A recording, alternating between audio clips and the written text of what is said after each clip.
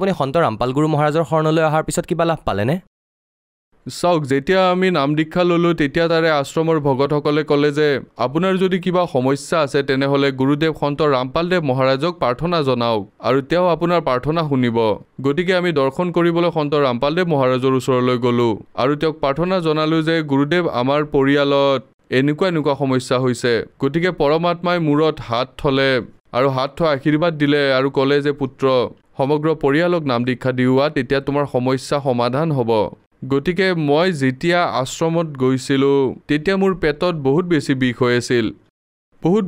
মই ঔষধ খাই আছিলোঁ আৰু ঔষধ খোৱাৰ পিছতো মই কোনো ধৰণৰ সকাহ পোৱা নাছিলোঁ।